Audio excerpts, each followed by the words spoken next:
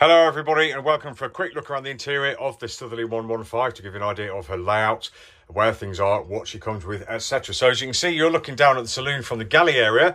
Now on the left hand side here, we've got U-shaped seating, we've got fiddle shelves outboard, etc. We've got lots of windows down here, lots of windows above, and the sofa on the starboard side here. And that great big saloon table does go up and down and allows that to be made into a double. And we also have an extension which is stored in the forward cabin to make this saloon table bigger so we can eat from this area too. How cool is that? So while we're pointed this way, let's go this way. Just a couple of steps down as we go forwards and straight into the forward cabin. And as you can see, we've got two single beds decanted or angled to each other. We've got the bow thruster machinery under here. Here's the infill for the saloon table in there, and here's the part of the saloon table that I mentioned we can clip on to make it bigger too. Two windows down here too, and a hatch there. Lots of headroom and plenty of room to get changed once you're in with the door closed. Storage underneath too. Pretty good.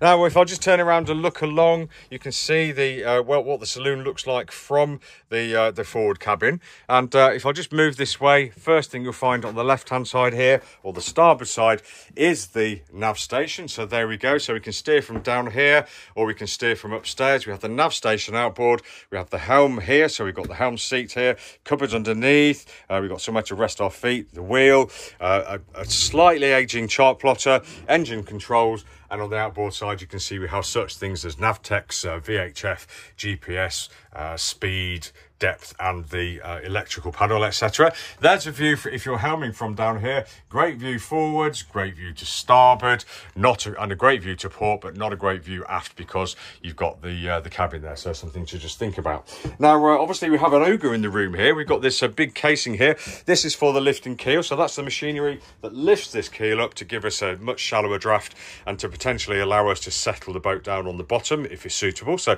that's what that's all about. And it does actually form something to brace against. It forms the end of the galley to stop things flopping off, etc. So it's not actually a bad thing to have it there in my view.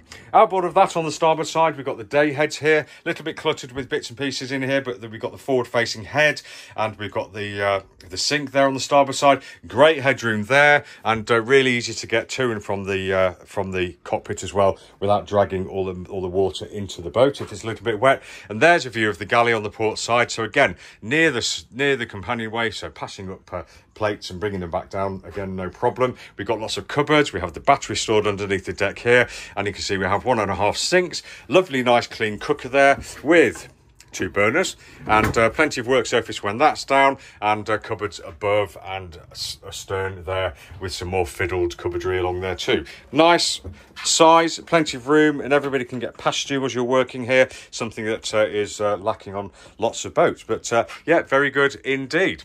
So just finishing off then, if we march our way aft before I go down there, you'll see on this side here we have 2 large lockers there. That's where the engine resides, so good access there.